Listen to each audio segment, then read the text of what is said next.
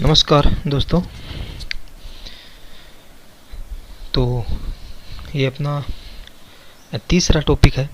इससे पहले दो टॉपिक हमने कंप्लीट कर लिए हैं, जो कि एक अक्षांश और देशांतर, दूसरा टॉपिक आपका पृथ्वी की गतियाँ। तो ये दोनों टॉपिक अच्छे से कवर कर लिए हैं।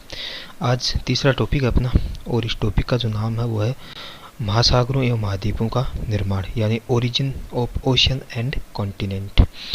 तो देखते हैं इसको। तो चलिए इसको पढ़ते हैं। ये शायद दो वीडियो के अंदर आएगा, ये एक के अंदर तो कंप्लीट नहीं हो पाएगा ये, फिर भी देखते हैं कितना होता है। ओके, तो देखिए ये जो अपना यहाँ पे देखिए, ये वायुमंडल, ये स्थलमंडल और ये जलमंडल, और जहाँ पे ये तीनों मिलते हैं उस एरिया को जैवमंडल बोलते हैं। क्या बोलते हैं? जैवमंडल। ये शायद आपको पता भी होगा, जो स्थलमंडल, जलमंडल और जो वायुमंडल है, यहाँ जहाँ पे तीनों मंडल आपस में मिलते हैं उसे जैवमंडल बोलते हैं। इंग्लिश में बायोस्फीयर बोलते हैं। ये आपका जैसे इस टॉपिक के अंदर हम पढ़ेंगे, क्योंकि जैवमंडल आपको पता है क्यों बोलते हैं, क्योंकि यहाँ पे क्या होता है, जीवन संभव होता है। तो इसके अंदर हम महाद्वीप, महासागर की उत्पत्ति पढ़ेंगे, पृथ्वी की आंतरिक संरचना पढ़ेंगे, ये भूकंप, ज्वालामुखी, ये सब चैप्टर इसके अंदर आ जाते हैं स्थलमंडल के अंदर। जैसे वायुमंडल है तो वायुमंडल की संरचना, सूर्य ताप, वायुदाब, पेटियाँ, पवने, ये आपके आ जाते हैं वायुमंडल के अंदर। और जलमंडल के अंदर आपके महासागरीय जलधाराएँ आ जाती हैं, ज्वार भाटा आ जाता है। तो ये टॉपिक पूरे हम पढ़ने वाले हैं, ये जितने भी हैं ये पूरे टॉपिक अपने चैनल पे आपको मिलेंगे। तो चैनल पर अगर आप आते हो तो चैनल को सब्सक्राइब ज़रूर कीजिएगा और कमेंट भी कीजिएगा आपको किस टॉपिक को पढ़ना है, तो वो टॉपिक पढ़ाएंगे आपको। और चलिए, अपना जो टेलीग्राम चैनल है जियोग्राफी विथ PR, उसके अंदर आपको जितने भी वीडियो लेक्चर हैं उनकी PDF मिल जाएगी। तो चलिए शुरू करते हैं। तो देखिए, संपूर्ण पृथ्वी को 4 मंडलों में विभाजित किया जाता है। जो पूरी पृथ्वी है उसको 4 मंडलों में विभाजित किया जाता है। कौन कौन से? एक स्थलमंडल, एक जलमंडल, और एक वायुमंडल, और एक जैवमंडल। जहाँ पे ये तीनों मंडल आपस में मिलते हैं उसे बोलते हैं जैवमंडल। ठीक है। उक्त चारों को संयुक्त रूप से पर्यावरण कहा जाता है। तो ये नोट के अंदर कुछ लिखा हुआ है।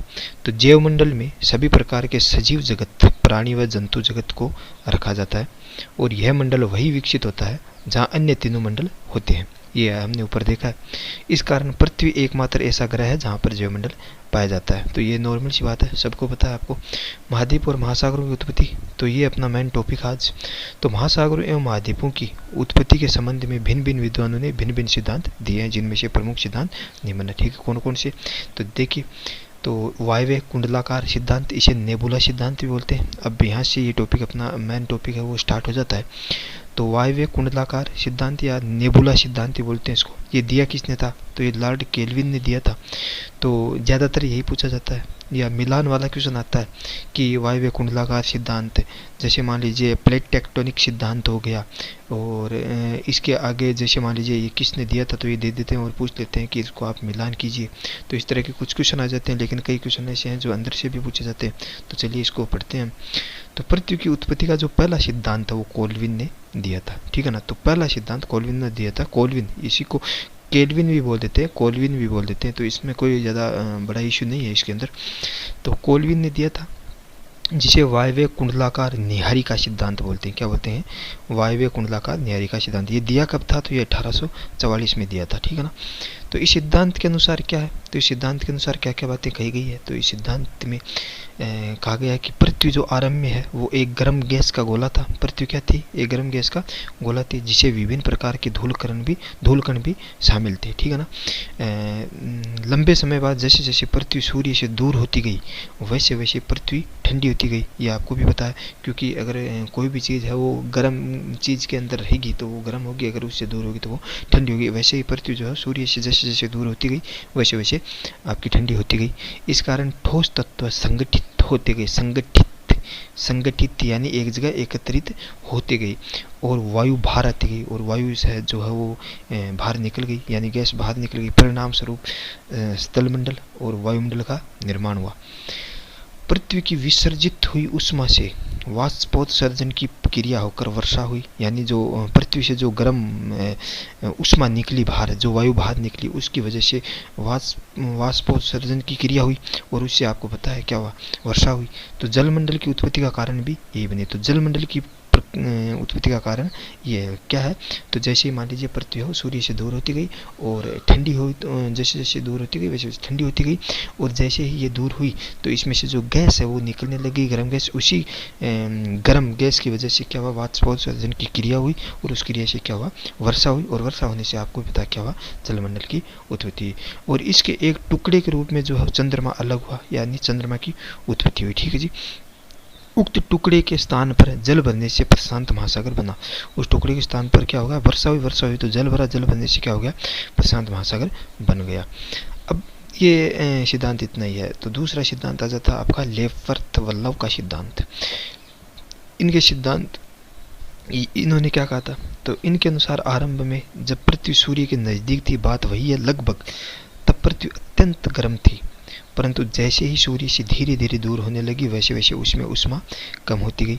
इस कारण पृथ्वी में सिकुड़न, ये आपको भी पता है कि अगर कोई भी चीज़ गर्म होती है और अगर वो फिर धीरे धीरे जैसे जैसे वो ठंडी होती है तो वो सिकुड़ने लग जाती है, उसमें गड्ढे पड़ जाते हैं। तो सिकुड़न या संकुचन आना आरंभ हुआ। इसके कारण पृथ्वी के जो बाह्य भाग हैं उनमें विभिन्न प्रकार के वलन बन गए और इस कारण कुछ भाग ऊपर उठ गए और कुछ भाग नीचे धंस गए। जैसे मान लीजिए ये ठंडी हुई तो इस तरह से पृथ्वी जो हो वो तो आपकी हो गई, तो इसमें वलन पड़ गई। ठीक है जी। जो भाग ऊपर उठ गए वह भाग महाद्वीप, यानी जो भाग जैसे मान लीजिए ये ऊपर उठे भाग हैं ये बन गए महाद्वीप और जो ये नीचे हैं, जो नीचे के भाग हैं वो बन गए महासागर। तो जो भाग ऊपर उठे वह भाग महाद्वीप कहलाए और जो भाग नीचे धंस गए वो भाग क्या कहलाए, महासागर कहलाए। वर्ष 1907 में लव नामक विद्वान ने गणितीय सिद्धांतों से संशोधित किया। ठीक है ना, किससे, सिद्धांतों, ये आपको पता है। जैसे ये ऊपर उठ गया ये भाग, ये जैसे ऊपर उठ गया तो ये बन गया महाद्वीप और जो नीचे धंसे हुए रह गए वो बन गए क्या, रह गए महासागर बन गए। तो तीसरा सिद्धांत कौन सा है, तो तीसरा सिद्धांत इसके अंदर आ जाता है आपका लोथियन ग्रीन का चतुःफलक सिद्धांत 1875 के अंदर दिया था। तो इन्होंने कुछ नहीं, जैसे मान लीजिए ये हिंद महासागर हो गया या आर्कटिक हो गया, इधर ये हो गया, जो ऊपर उठे भाग हैं ये आपके अमेरिका, यूरोप, ऑस्ट्रेलिया, अंटार्कटिका ये सब बन गई। तो इस विद्वान के अनुसार संपूर्ण पृथ्वी पर 4 गहरे क्षेत्रों को 4 फलक कहा गया जो कि 4 महासागर बने। वहीं मध्य के क्षेत्र उठे हुए क्षेत्र थे जो कि 7 महाद्वीप बने। ये भी पता आपको, जैसे ये सिस्टम था यहाँ पे, तो यहाँ पे तो बन गए महासागर और जो ऊपर उठे भाग थे ये बन गए महाद्वीप। बस यही बात है इसके अंदर। अब देखिए एफ बी टेलर का महाद्वीपीय विस्थापन सिद्धांत डिस्प्लेसमेंट थ्योरी, तो ये बड़ा ही महत्वपूर्ण सिद्धांत है। तो वर्ष 1908 में एफ बी टेलर ने महाद्वीपीय विस्थापन सिद्धांत दिया जो कि 1910 में प्रकाशित हुआ। इस सिद्धांत से संबंधित प्रमुख बातें इस प्रकार कौन कौन सी हैं, तो इस सिद्धांत का मेन उद्देश्य क्या था, तो देखिए पर्वतों की उत्पत्ति की व्याख्या करना। इसमें टर्शियरी युग के वलित पर्वतों की व्याख्या की गई है, यानी रॉकीज हो गया, एंडीज हो गया, आल्प्स हो गया, हिमालय हो गया, ये आपके टर्शियरी युग के पर्वत है, तो उनकी व्याख्या की गई है। उत्पत्ति का कारण क्या है, तो देखिए टेलर के अनुसार इन पर्वतों की उत्पत्ति महाद्वीपों के प्रवाह या विस्थापन के कारण होना बताया गया। विस्थापन यानी दूसरी तरफ खिंचाव, जैसे मान लीजिए एक महाद्वीप इधर जा रहा है, एक इधर जा रहा है, इस वजह से। महाद्वीप शियाल का भाग है जो कि अर्ध तरल अवस्था की सीमा पर अस्थिर है अथवा गतिशील है। तो आपको भी पता पृथ्वी के अंदर शियाल, सीमा, निपे ये सब परतें पाई जाती हैं। तो इसके महाद्वीप जो है शियाल का भाग है, शियाल परत का भाग है। ये जो है वो अर्ध तरल अवस्था में होती है, यानी ये अस्थिर है। तो इस वजह से महाद्वीपों का क्या हो जाता है, विस्थापन हो जाता है। विस्थापन की दिशा, तो टेलर के अनुसार महाद्वीप 2 दिशाओं में गति करते हैं। कौन कौन से युग में, तो एक तो देखिए इधर एक तो 0 डिग्री की ओर करता है और एक पश्चिम की ओर करता है, ठीक है ना। जैसे मान लीजिए क्रिटेश 0 डिग्री की ओर गति करता है, एक आपका पश्चिम की ओर गति करता है। तो चलिए क्रिटेशियस युग में पृथ्वी का उत्तरी भाग लोरेशिया उत्तरी ध्रुव के निकट तथा दक्षिणी भाग में गोंडवाना दक्षिणी ध्रुव के निकट था। जैसे मान लीजिए ये तो केंद्र अपसारी बल के कारण ये केंद्र अपसारी बल को पिछले जो अक्षांश देशांतर, ये केंद्र अपसारी बल जो अक्षांश देशांतर और जो पृथ्वी की गतियां उसके अंदर आपको समझाया हुआ है पूरा चैप्टर। तो केंद्र अपसारी बल के कारण यह दोनों भाग 0 डिग्री की ओर गतिशील होते हैं और इसके परिणाम स्वरूप पश्चिम से पूर्व के पर्वत उत्पन्न हुए हैं। कौन कौन से? एक तो हिमालय और एक आल्प्स। ये 0 डिग्री की ओर गति करने की वजह से हुए हैं। तो पश्चिम की ओर गति करता है कैसे? महाद्वीप। तो चंद्रमा की आकर्षण शक्ति और पृथ्वी के घूर्णन यानी ज्वारीय बल के कारण अमेरिकन महाद्वीप ने पश्चिम की ओर गति करके इसकी परिणाम स्वरूप उत्तर से दक्षिण पर्वत बने, जैसे रॉकीज और एंडीज। जैसे मान लीजिए रॉकीज और एंडीज इस तरह से बने उत्तर से दक्षिण की ओर, और जो अपना हिमालय और आल्प्स है वो इस तरह से बना। ठीक है जी। कोबर का भूसन्नति सिद्धांत क्या है? तो कोबर ने पर्वतों की उत्पत्ति के संदर्भ में भूसन्नति सिद्धांत दिया। इस सिद्धांत के निम्न 3 चरणों में समझा जा सकता है। कौन से सिद्धांत को? कोबर का भूसन्नति सिद्धांत को।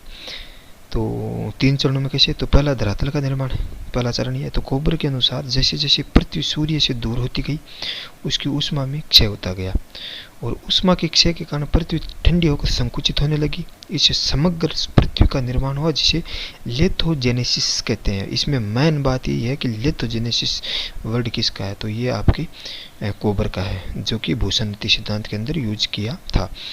तो द्वितीय चरण क्या? ये बात ये वही है, लेकिन इन्होंने जो नाम है वो चेंज किया है। द्वितीय चरण है कि संकुचन की प्रक्रिया में कुछ क्षेत्र नीचे धंस गए, वही बात है, कुछ क्षेत्र ऊपर उठ गए। परिणाम स्वरूप कई भूसन्नतियों का निर्माण हुआ और इस चरण को इन्होंने ओरोजेनेसिस कहा है। कौन से चरण को? द्वितीय चरण को इन्होंने ओरोजेनेसिस कहा है।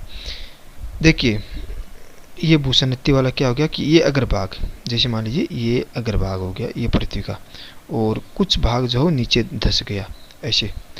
ठीक है जी। तो जो नीचे धंस गया उनको बोल दिया ओरोजन, और जो ऊपर था उनको ये है क्रेट जोन। देखिए जैसे जैसे इसके अंदर अवसाद होती गई तीसरे चरण में, ये वही बातें कही इन्होंने। जैसे जैसे इन अवसाद होते गए तो ये क्या हो गया? नीचे धंसने लगा। फिर इसके अंदर अवसाद हो गए। अवसाद जैसे जैसे आते आते आते आते, आते ये भर गया तो इन दोनों का आपस में क्या हो गया? इसका इधर की तरफ खिंचाव हुआ और इसका इधर की तरफ हुआ। इस वजह से ये दोनों आपस में मिल गए। मिलने की वजह से बीच में से ऊपर उठ गया और ऊपर उठने की वजह से ये वलित पर्वतों का निर्माण हो गया। और इस पूरी प्रक्रिया को बोलते हैं ग्लेप्टोजेनेसिस कहते हैं। क्या बोलते हैं? ग्लेप्टोजेनेसिस बोलते हैं। किस प्रक्रिया को? इस पूरी प्रक्रिया को ग्लेप्टोजेनेसिस बोलते हैं। तो भूसन्नति के अग्रभाग से नदियां प्रवाहित उत्पन्न होती हैं या उत्पन्न होती हैं। जैसे मान लीजिए ये भूसन्नति है, यहाँ से इधर की तरफ है ना, और जो निम्न भागों में अपना जल गिराते हैं, इसका नदियां अपने साथ क्या लाती हैं? अवसाद लाती हैं। वे ओरोजन में एकत्रित होते जाते हैं और इन अवसादों के भार के कारण ओरोजन में धरासान होती है, जिसमें अग्रभाग में एक दूसरे की ओर गति करते हैं या संकुचित होते जाते हैं, जिसके परिणाम स्वरूप मध्य के अवसाद ऊपर उठ जाते हैं, जो कि पर्वत निर्माण का कारण बनते हैं। 33 भूसन्नति से हिमालय जैसे पर्वत बने, ये आपको भी पता है। और इस प्रक्रिया को क्या बोलते हैं? ग्लिप्टोजेनेसिस बोलते हैं। इस पूरी प्रक्रिया को क्या बोलते हैं? ग्लिप्टोजेनेसिस। तो देखिए मेरे पास बोर्ड की व्यवस्था नहीं है, इस वजह से मैं लैपटॉप के अंदर पढ़ा रहा हूँ। ये PDF जो है मेरी खुद की हैंड रिटन है, तो थोड़ा सा अगर आप दिमाग लगाओगे तो आपको ये चैप्टर जो है समझ में आ जाएगा। अगर बोर्ड होता तो मैं शायद आपको अच्छे ढंग से ये समझा पाता। वेगनर का महाद्वीपीय प्रवाह सिद्धांत ये 1912 में दिया था, कॉन्टिनेंटल ड्रिफ्ट थ्योरी। तो अल्फ्रेड वेगनर जर्मनी के जलवायु वैज्ञानिक थे। वर्ष 1912 में वेगनर ने महाद्वीपीय प्रवाह सिद्धांत दिया, जो कि 1922 में प्रकाशित हुआ। इसके निम्न उद्देश्य थे। तो इन्होंने जलवायु परिवर्तन की व्याख्या करना, महासागर और महाद्वीपों में प्रवाह का विश्लेषण करना। वेगनर ने इस सिद्धांत से क्या मान्यताएं थी? पहले मान्यताएं थी वेगनर के सिद्धांत से पहले कुछ मान्यताएं थी। वो क्या थी? कि सियाल सीमा पर तैर रहा है, ये हमने अभी पढ़ा है, या अस्थिर अवस्था में है। परमियन काल तक संपूर्ण महाद्वीप एक दूसरे से जुड़े हुए थे। इस विशाल मैदान को वेगनर ने पेंजिया नाम दिया। ये बातें हम बहुत बार पढ़ चुके हैं। इस पेंजिया स्थल के चारों ओर जो विशाल जलखंड भाग था उसे वेगनर ने क्या कहा? पैंथालासा कहा था। ये आपको ही पता है, ये पेंजिया है, ये पूरा जुड़ा हुआ था, है ना। तो कालांतर में ट्रियोसिक काल में पेंजिया का विघटन होना शुरू हुआ और इस विखंडन के परिणाम स्वरूप पेंजिया महाद्वीप को 2 भाग हो गए। कौन कौन से? एक लोरेशिया और एक गोंडवाना। लोरेशिया के अंदर उत्तरी अमेरिका यूरेशिया आ गया और गोंडवाना के अंदर आपका दक्षिणी अमेरिका हो गया, अफ्रीका हो गया, अंटार्कटिका, ये सब आ गए। उत्तर का भाग लोरेंशिया कहलाया, जिसे उत्तरी अमेरिका और यूरोप ने। दक्षिण का भाग गोंडवाना कहलाया, जिसमें दक्षिणी अमेरिका व अन्य सभी बनी। यह आपने यहाँ पे देख लेना है। जुरासिक काल में लोरेंशिया व गोंडवाना के मध्य जल भरने से टेथीस सागर का निर्माण हुआ। साथ ही अटलांटिक महासागर तथा हिंद महासागर बनने आरंभ हुए। इस समय दक्षिणी अमेरिका अफ्रीका से अलग होना आरंभ हो गया। देखिए, दक्षिणी अमेरिका अफ्रीका से अलग होना आरंभ हो गया। देखिए यहाँ से ये जुड़े हुए थे, तो ये दोनों अलग होने यहाँ से स्टार्ट हो गए।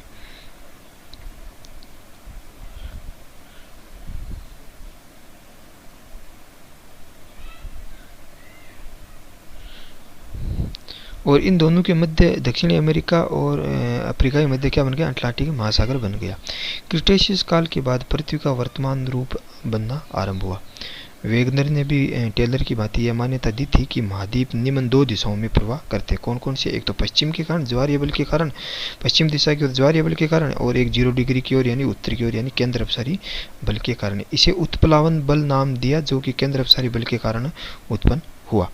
सिद्धांत के साक्ष्य क्या है? तो वेगनर ही पहला विद्वान था जिसने अपने सिद्धांत के साक्ष्यों के साथ प्रमाणित करने का प्रयास किया। इस कारण उसे भूभौतिकी का पहला वैज्ञानिक सिद्धांत माना जाता है। तो देखिए, ये इन्होंने किस वजह से कहा? कुछ वनस्पति थी, इनकी वजह से कहा था। एक तो इन्होंने देखिए ये साउथ अमेरिका और अफ्रीका के बीच में कुछ वनस्पतियां हैं, इन्हें साइनोजेनेसस नाम दिया गया था। इस तरह से कुछ है। यहाँ पे कुछ जीव मिले हैं जो इस प्रकार के हैं, जिन्हें मेसोसोरस कहा गया। यहाँ पे कुछ ग्लोसोप्टोसिस जो कि झाड़ी हैं यहाँ पे जैसे। तो चलिए कुछ साक्ष्य दिए, वो साक्ष्य पढ़ते हैं। एक तो जिक्सोपिट क्या बोलते हैं? तो महाद्वीपों के पूर्वी और पश्चिम किनारे अगर मिला लिया जाए तो सभी महाद्वीप एक विशाल भूखंड का रूप ले लेते हैं। जैसे महाद्वीपों की ये पश्चिम और ये जो पूर्व भाग है, इन दोनों को अगर मिला लिया जाता है तो ये क्या बन जाता है? एक विशाल भूखंड का रूप ले लेते हैं। इस प्रकार महाद्वीपों के किनारे जिक्सोफिट कहलाए। जीव जंतु या जीवाश्मों में समानता, जैसे साइनोजेनेसस, तो दक्षिणी अमेरिका के पूर्वी तथा अफ्रीका के पश्चिमी तटों पर पाया जाता है। देखिए, ये दक्षिणी अमेरिका के पूर्वी और अफ्रीका के दक्षिणी तटों पर ये पाए जाते हैं। तो मेसोसोरस, तो इसे सामान्य भाषा में मैनसूरियर भी बोलते हैं। अफ्रीका एवं दक्षिणी अमेरिका के दक्षिणी भागों में पाया जाता है। ग्लोसोप्टोसिस ऊपर चित्र बनाया गया, तो उसमें आप देखते जाइए। और यह ऑस्ट्रेलिया, अंटार्कटिका, भारत, अफ्रीका व साउथ अमेरिका, इन पांचों में पाया जाता है। तो ये कुछ समानताएं मिल जाती हैं हर देश के अंदर, हर महाद्वीप के अंदर। तो इस वजह से ये आइडिया लगाया जाता है कि ये जो भूखंड है पूरा, वो पहले एक ही भूभाग था। लिस्ट्रोसोरस या लेमनेसूरियर, तो अंटार्कटिका, भारत, अफ्रीका में पाया जाता है। चट्टानों में भी समानता है, जैसे महाद्वीपों के पश्चिमी और पूर्वी किनारों में पर पाई जाने वाली चट्टानों की आयु और उनकी जो रासायनिक संरचना है उसमें भी समानता पाया जाता है। वो भी इस बात का सूचक है कि पहले यह क्षेत्र किसी एक ही भूखंड का हिस्सा रहे होंगे। जैसे मान लीजिए ये आपके इनके पूर्वी भाग हो गए, ये पश्चिमी भाग हो गए। यहाँ पे जो चट्टान और यहाँ पे जो चट्टान है, उनकी जो रासायनिक संरचना है वो समान पाई जाती है। हिमयुग के प्रमाण, कार्बोनिफेरस काल में पेंजिया महाद्वीप पर हिमयुग आया था। इस कारण सभी महाद्वीपों में हिमयुग के अवशेष टिलाइट प्राप्त हैं। सभी महाद्वीपों में से हिमयुग के अवशेष प्राप्त होना इस बात का सूचक है कि आरंभ में सभी महाद्वीप एक ही भूखंड के, जैसे एशिया में भी बर्फ रहती है, अफ्रीका में भी रहती है, अमेरिका के अंदर भी रहती है। तो इस वजह से ये माना जाता है कि ये पूरा भूखंड जो है वो पहले एक ही रहा होगा। अब देखिए, ये 6 सिद्धांत हमने कंप्लीट कर लिए हैं। अब अगला सिद्धांत ऑर्थर होम्स का संवहनीय तरंग सिद्धांत, अगर इसको पढ़ेंगे तो हमारा वीडियो जो है वो लंबा हो जाएगा। इस वजह से आगे का पार्ट है वो अगले वीडियो के अंदर हम कंप्लीट करेंगे। तो आप इस वीडियो को अच्छे से 1-2 बार देखिएगा तो आपको पूरा समझ में आ जाएगा। तो थैंक यू, चैनल को सब्सक्राइब ज़रूर कीजिएगा।